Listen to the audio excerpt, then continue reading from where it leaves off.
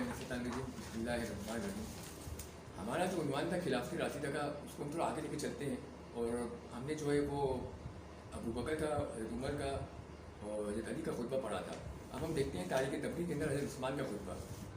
और साथ में हम ये भी देखेंगे कि ये जो खुलफा है अबू बकर या उमर या उस्मान, कि इन्होंने जो है रसूलुल्लाह की जो सुन्नत है उसके बरक्स सुन्नत पे अमल किया, और रसूलुल्लाह का जो एक्शन था उसके बरक्स एक्शन इन्होंने अमल किया है। तो फिर खलीफा राशिद कैसे हुए? ये खलीफा राशिद तो नहीं हुए ना, कि जो रसूल की सुन्नत है वो तो इन्होंने अप्लाई नहीं की। जो रसूल का अमल है उसके मुख्तलिफ अमल हमें नज़र आता है।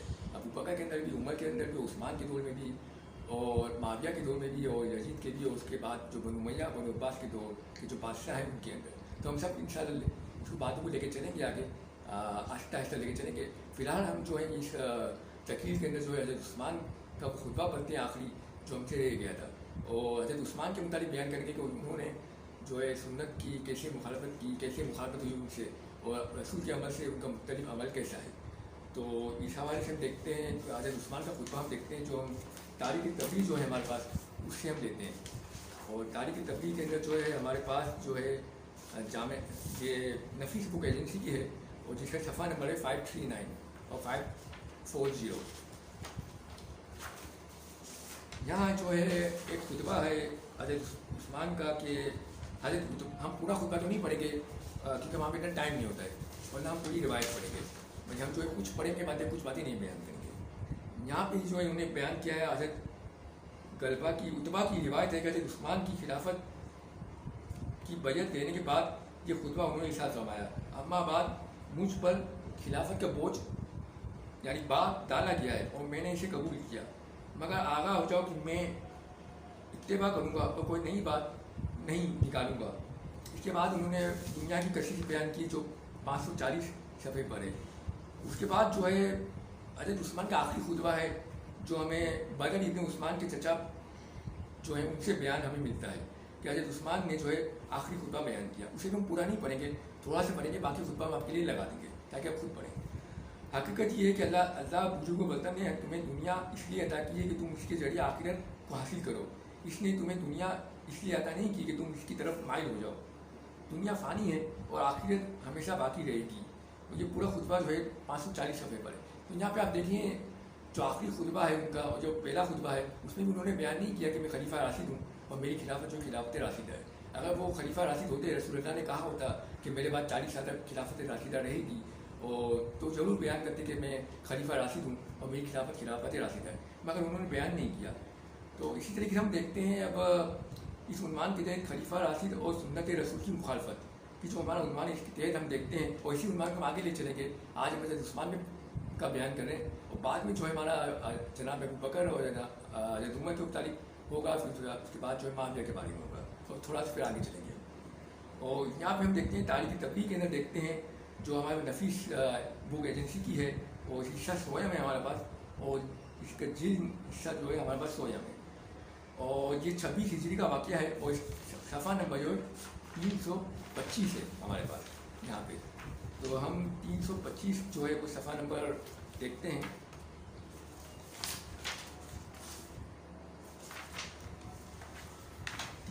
सफ़ा नंबर पे हमें ये हेडिंग मिलती है 26 हिजरी के मशहूर वाक़या, हरम की तोसी। वाक़िदी का बयान है कि इस साल हज़रत उस्मान ने हरम काबा की तोसी का हुक्म दिया। उन्होंने एक जमात से तोसी हरम के लिए कुछ ज़मीनें खरीदी, मगर कुछ लोगों ने इनकार किया। आपने उनकी इमारतें गिरा दी, यानी जो उनकी इमारतें थी उनकी गिरा दी, और इन्हें ख़रीद कर उनकी कीमतें बैतुल माल में जमा करा दी। इन लोगों ने हज़रत उस्मान के पास जाकर चीखो पुकार की, तो आपने इन्हें कैद करने का हुक्म दिया और फरमाया, मेरे इल्म और बर्बादी बूदबारी की वजह से तुम्हें ये ज़रूरत हुई कि तुम मुझ पर चिल्लाते हो। जब तुम्हारे साथ हज़रत उमर ने इस किस्म की कार्रवाई की थी तो तुम इन पर नहीं जीतते थे। आखिरकार अब्दुल्लाह इब्न खालिद इब्न असीद की सिफारिश पर इन्हें रिहा कर दिया गया। तो आप देखेंगे आज सुन्नत की कैसे मुखालफत हुई है, और कैसी प्रॉपर्टी को स्नैच किया गया है। एक तो उनकी जगह थी, उनकी जगह को छीन लिया गया, और जब उन बेचारों ने कहा कि हमें जो है हमारी जगह वापस चाहिए तो उन्हें कैद कर दिया गया। फिर एक साहबी के कहने पर उनको छोड़ दिया गया। यानी रसूलुल्लाह की सुन्नत तो ये नहीं है, तो रसूलुल्लाह की सुन्नत के मुखालिफ ये अमल नजर आते हैं हमें। और हज़रत उमर का भी उन्होंने बयान कर दिया, हज़रत उमर के ज़माने में ऐसा हुआ तो तुमने कुछ किया नहीं, क्योंकि मैं नरम दिल हूँ तो तुमने मेरे ऊपर یہ چپنا چلانا شروع کر دیا. تو اس طریقے سے ہم دیکھتے ہیں کہ ایسی بہت ساری روایتیں ہیں تاریخ کے اندر، حدیث کی کتابوں میں، سنتوں میں. ہم تو صرف ایک تاریخ کا تفریح کا ایک نمونہ پیش کریں، کچھ دو کتابوں کا نمونہ پیش کریں. اگر کوئی دقت کرنا چاہے اس عنوان کے اوپر تو اسے بہت ساری کتابیں سیرت کے اندر، سنت کے اندر اور حدیث کی کتابوں میں یا تاریخ کی کتابوں میں یا مل جائیں گی. یہاں پہ ہم ایک اور واقعہ دیکھتے ہیں جو سنت رسول سے ان کا جو عمل ہے وہ کافی الگ ہے. جو ہمیں منع میں دیکھتے ہیں، منع میں انہوں نے 4 رکعت نماز پڑھائی، جبکہ منع کے اندر رسول اللہ جو تھے وہ 2 رکعت نماز پڑھاتے تھے. اور یہ صفحہ جو ہے 345 پر ہمیں ملتا ہے.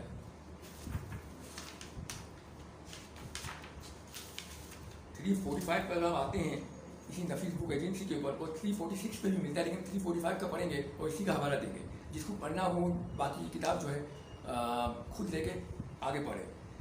منع میں خیمہ. اس سال بھی حضرت عثمان نے مسلمانوں کو لے کر حج کیا. انہوں نے منع کے مقام پر ایک خیمہ نصب کیا. حضرت عثمان پہلے خلیفہ تھے جنہوں نے یہاں خیمہ نصب کرایا اور منع میں الفا میں پوری نمازیں پڑھائیں. اور اس سے پہلے جو ہے وہاں پہ صرف 2 رکعتیں نماز ہوتی تھی. آگے اور بھی دیا ہوا ہے اس کے اوپر، اور 346 پہ بھی دیا ہوا ہے، کافی ڈیٹیل میں دیا ہوا ہے، لیکن اتنا نہیں پڑھتے. تو آپ نے دیکھا رسول اللہ کا عمل کیا ہے کہ 2 رکعت پڑھنا، اور ان خلفاء کا عمل کیا ہے 4 رکعت پڑھنا. یعنی رسول اللہ کے عمل کے بھی مختلف عمل ہے. تو پھر خلیفہ راشد تو نہیں ہوئے نا، تو پھر ان کی خلافت راشد تو نہ ہوگی نا. اسی طریقے سے ہم دیکھتے ہیں اب کتاب الملل النحل دیکھتے ہیں شہرستانی کی، اور اس کا صفحہ نمبر 54 دیکھتے ہیں. 354 دیکھتے ہیں. اس کا اردو ترجمہ ہے ہمارے پاس. یہ جو ہے اردو ترجمہ ہے ہمارے پاس اس کا الملل النحل کا کرتاس کا، جسے پروفیسر علی محسن صدیقی صاحب نے ترجمہ کیا، اور اسے چھاپا ہے کرتاس والوں نے، جو کراچی یونیورسٹی کے توسط سے چھپا ہے. تو اس کے صفحہ نمبر 54 کو ہم اٹھا کے دیکھتے ہیں، اور یہاں پہ ہم دیکھتے ہیں، پوری بات ہم نہیں پڑھیں گے، تھوڑی سی پڑھیں گے کہ حضرت عثمان کے اوپر کچھ الزامات لگے، اور وہ الزامات اتنے سخت تھے کہ جن کی بات ہے ان کی موت ہو گئی. ہم نے اپنی تقریر کی ہے مسئلہ ہے خلافت کے اوپر، مسئلہ ہے عثمان کے اوپر. تو اس میں آپ وہ باتیں دیکھ لیں، وہ ہم یہاں پہ ریپیٹ نہیں کریں گے. اور یہاں پہ ہم دیکھتے ہیں کہ حضرت عثمان نے حکم ابن عاص کو مدینے میں واپس آنے کی اجازت دی، حالانکہ رسول اللہ نے مدینے سے کو نکال دیا تھا اور وہ رسول اللہ کا جلا وطن کیا ہوا تھا. تو حضرت عثمان نے اس کو واپس بلایا. حضرت عمر کے زمانے میں بھی وہ جو تھے وہ مدینے سے بھاگی تھے. اس کے بعد آگے ہم چلتے ہیں تو دیکھتے ہیں کہ حضرت عثمان نے حضرت ابوذر کو مدینے سے نکال کر رحمت اللہ کے مقام پر جلا وطن کر دیا، جس سے حضرت ابوذر کی جو ہے وفات ہو گئی. اور ابن مسعود سے بھی ان کا کافی جھگڑا چلا، اور ابن مسعود کو بھی انہوں نے مار پٹائی ہوئی ابن مسعود کے ساتھ. تو ابن مسعود جو تھے وہ بھی اسی زخمی حالت میں انتقال کر گئے. اور اس کے بعد ہم دیکھتے ہیں حضرت عثمان نے مروان ابن حکم سے اپنی بیٹی بیعہ دی، اور انہیں افریقہ کے مال غنیمت کا خمس جو ہے 2 لاکھ دینار بخش دیا. یعنی خمس کی جو رقم تھی جو غریبوں کو ملنی چاہیے تھی وہ انہوں نے دے دی مروان ابن حکم کو. یعنی دیکھیں رسول اللہ کی سنت کیا ہے، ان کی سنت کیا ہے، رسول کا طرز عمل کیا ہے، ان کا طرز عمل کیا ہے، یعنی بالکل مختلف ہے. پھر بھی لوگ جو انہیں خلیفہ راشد بولتے ہیں، خلیفہ اور خلافت راشدہ کہتے ہیں.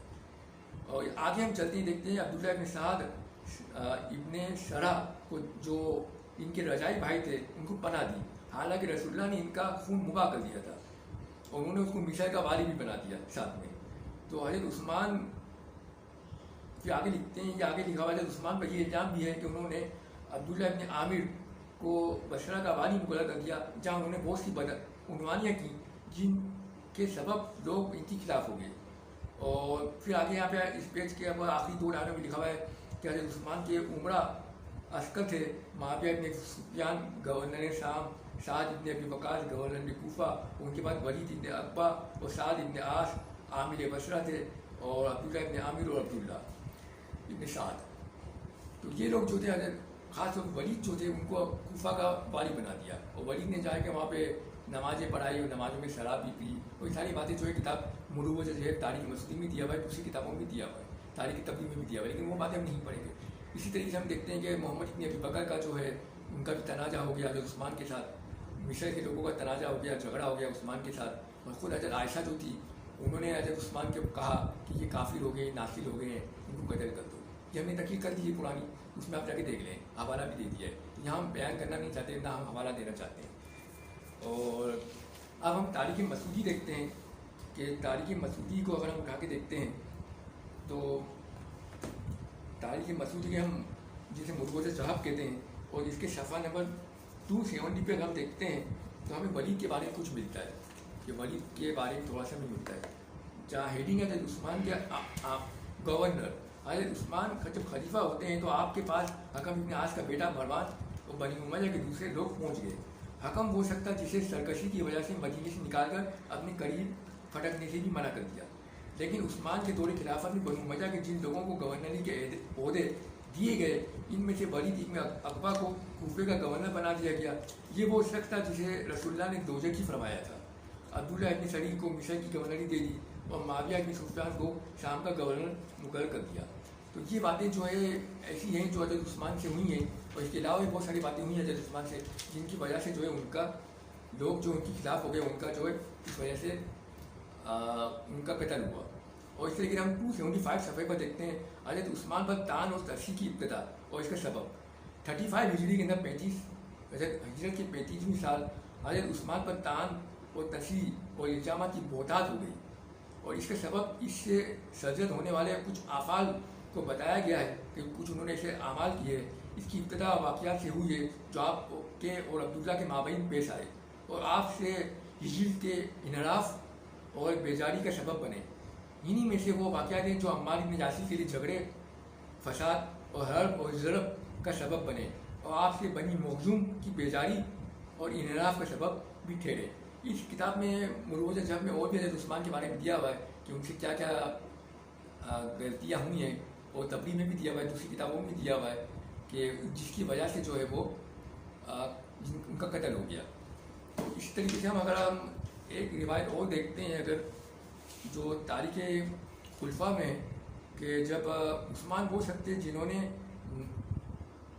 नमाज जुमा के लिए अजान अव्वल की ज़्यादती की, और तारीख़ खुलफा में दिया हुआ जो सियूती साहब की किताब है, और इसी तरीके किताब एक सियूती की और है जिसका नाम है किताबुल वसाइल फी मारिफत अवाइल। उसमें उन्होंने ये लिखा है उस्मान वो पहले शख्स हैं जिन्होंने ईद में नमाज पर खुतबे को मुकद्दम किया, यानी पहले खुतबा पढ़ा जाता था और फिर ईद की नमाज होती थी। तो जबकि रसूलुल्लाह के ज़माने में दौर में ऐसा नहीं होता था, लेकिन हज़रत उस्मान ने जो है ईद की नमाज पर खुतबे को मुकद्दम किया, यानी पहले खुतबा पढ़ा जाए और फिर ईद की नमाज पढ़ी जाए। लेकिन रसूलुल्लाह के दौर में जो है पहले नमाज होती थी, उसके बाद खुतबा होता था। और इसी बात को जो उस्मान की इस बात को, सीरत को और उनके अमल को मुआविया ने भी अपने दौर हुकूमत में आगे चलाया, यानी मुआविया ने बहुत सुन्नत पे अमल किया जो हज़रत उस्मान की थी, और उस्मान की सुन्नत और अमल जो है रसूलुल्लाह की सुन्नत और अमल से अलग है। तो फिर इसी तरीके से हम देखते हैं मसनद फ़ी अबू दाऊद तायलासी की एक रिवायत है कि जब हज के मौके पर हज़रत उस्मान ने मुताउल हज को लोगों को मना किया कि आप मुताउल हज नहीं करें, तो उस वक्त ऐन अली जो थे वो मुताउल हज करते थे और लोगों को कहते थे अली कि मुताउल हज करो। तो हज़रत उस्मान अली के पास आए और उन्होंने कहा कि आप जो है इनको मुताउल हज करने के कह रहे हैं और मैं इन्हें मना कर रहा हूँ, आप इन्हें मुताउल हज करने का इसरार कर रहे हैं। तो हज़रत अली ने हज़रत उस्मान को जवाब दिया कि मैं सुन्नत रसूल को किसी के कहने में तर्क नहीं कर सकता, जो रसूलुल्लाह की सुन्नत है मैं तो वही करूँगा। तो इससे पता चलता है कि हज़रत उस्मान के दौर में हज़रत उस्मान ने जो है सुन्नत रसूल के खिलाफ काम किया, उससे मुखालिफ जाके काम किया, और हज़रत उस्मान का जो अमल था, एक्शन था, वो रसूलुल्लाह के एक्शन से अलग था। तो फिर खलीफा राशिद तो नहीं हुए, उनकी खिलाफत राशिदा नहीं हुई।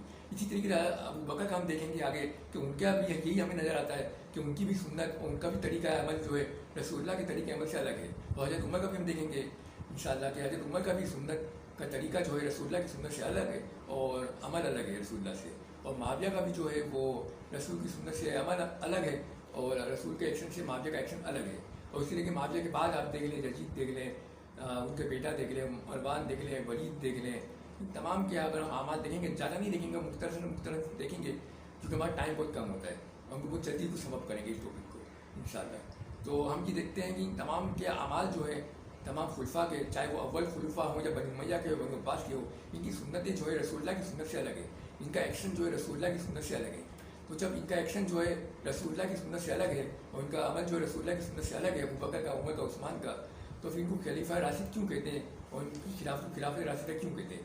बहू वही यही चीज़ जो है मैं माविया के अंदर नज़र आती है और माविया के बाद के अदवार में नज़र आती है, उनके जो बाद के जो खुलफा थे उनमें भी नज़र आती है। तो लेकिन उनके जो अदवार हैं, उनके जो दौर है, उनके जो खुलफा हैं, उनको जो है खुलफा राशिद नहीं कहा गया है, बल्कि उनको मलिक कहा गया है, उनको डिक्टेटर कहा गया है। ऐसा क्यों है? इसकी वजह ये है कि आलिमों ने, बनु उमैया और बनु अब्बास के आलिमों ने, खासतौर बनु अब्बास के आलिमों ने एक चाल चली मुसलमानों के साथ कि हम जो है इस तरीके से अबू बकर, उमर, उस्मान की सीरत को बचा लेंगे ताकि कोई उंगली ना उठा सके इनके ऊपर। हम एक खलीफा राशिद बना दें ताकि कोई इनके ऊपर उंगली ना उठा सके, इनके एक्शंस के ऊपर, इनकी सुन्नत के ऊपर, और बाकियों को हम मरूक कर देते हैं। और इससे फ़ायदा हमें, इनके एक और फ़ायदा इनको मिला, इन मौलवियों को, इन मुल्लाओं को, कि इनकी दुकानें चलने लग गई इस काम से, इस कारोबार से, इस अमल से। तो इनको दो हदफ इनके पूरे हो गए, एक तो शख्सियत इनकी महफूज हो गई और दूसरा ये कि इनके जेब में पैसे आना शुरू हो गए। तो यही सिलसिला जो है बनु अब्बास के अंदर चला आगे और इसी को उन्होंने आगे बढ़ाया, आगे प्रमोट किया और खिलाफत राशिदा का इतना प्रचार किया, वो खलीफा राशिद का इतना प्रचार किया, और दूसरी तरफ जो है वो माविया की खिलाफत को इतना प्रचार किया कि ये मलूक हैं, इनकी खिलाफत जो है मलूकियत है, वो बाद के अदवार के जितने खुलफा हैं वो सब मलूक हैं, बाद के अदवार की जितनी खिलाफत है वो सब मलूकियत कहने जाती है। तो लोग जो मुसलमान ये समझे कि वाकई में ऐसा है, लेकिन वाकई में ऐसा नहीं है। अगर आप दिक्कत करते हैं तारीख के अंदर तो आपको नज़र आता है कि अबू बकर, उमर, उस्मान का जो अमल है और जो माविया, यजीद और मरवान, सफ़ा, इनका जो अमल है, और बनु अब्बास के जितने बादशाह हैं उन सब का अमल जो है, उन सब की सुन्नतें जो है, उन सब का अमल जो एक जैसा है, यानी रसूलुल्लाह की सुन्नत से अलग है और रसूलुल्लाह के एक्शन से अलग है। तो ये खलीफा राशिद क्यों हुए और ये खलीफा मलूक क्यों हुए? पर हमारी गुफ्तगू आज सिर्फ इतनी है। इंशाअल्लाह हम आइंदा जो है जनाब अबू बकर पर और जनाब उमर के ऊपर बयान करेंगे कि उनकी सुन्नतें जो हैं ये भी जो है मुख्तलिफ है रसूलुल्लाह की सुन्नत से। और इंशाअल्लाह मिर्ज़ा साहब के लिए भी कुछ पढ़ेंगे आगे। मिर्ज़ा साहब के लिए हमें कुछ पढ़ना है, वो भी उन्होंने बहुत सारी बातें ऐसी की हैं जो बहुत नामुनासिब हैं, वो इंशाअल्लाह हम आइंदा पढ़ेंगे। और जब तक के लिए अस्सलाम वालेकुम व रहमतुल्लाहि व बरकातुहू।